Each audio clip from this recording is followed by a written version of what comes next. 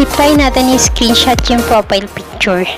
Kung mapapansin natin, may lumabas na code dyan, capture screenshot. So, ibig sabihin, kahit anong gawin natin, hindi natin may screenshot yung profile picture. Then, try natin i-save. Pindutin natin yung tatlong dot sa gilid sa taas. Ganun pa rin ang lumalabas. Ayaw niya ma-save. So, ibig sabihin, protected na yung profile picture natin. Ang purpose nito is para maiwasan ng fake account saka mga poster account.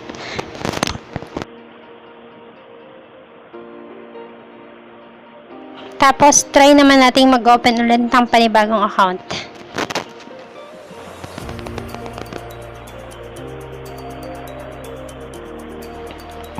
Search ulit natin yung name natin na naka-guard on.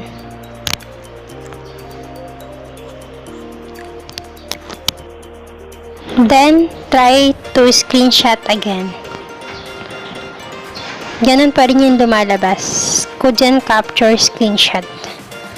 Sa pag-save naman, ang lumalabas is fine support. Paano malalaman kung naka-guard on na yung profile natin? Ayan, nakikita natin yung profile natin para siyang may panangga.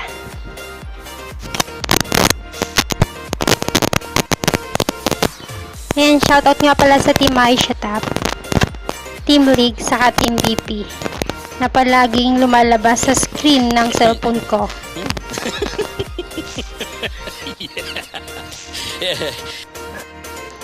Ngayon, try naman nating mag-search ng account na hindi naka-guard on.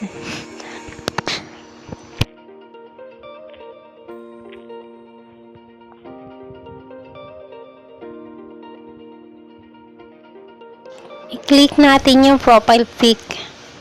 Tapos, i-screenshot natin. Gumana siya. Then, save natin sa phone yung profile pic.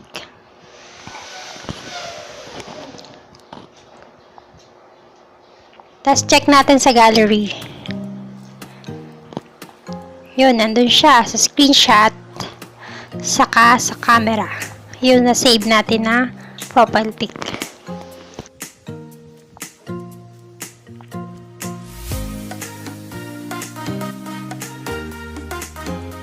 By the way, pwede na pala natin.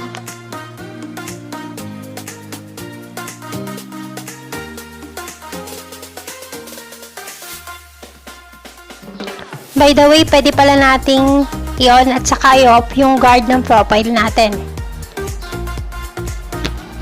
Click lang natin yung profile natin. Tapos, hanapin natin yung turn off profile picture guard. Tapos, pwede rin nating i-on kung kailan natin gusto. Yan. Thank you for watching, mga ka-LJ. Paki-like, subscribe, at mag-comment na rin kayo kung may tanong pa kayo sa tutorial ko. Thank you very much. God bless you all. Bye-bye!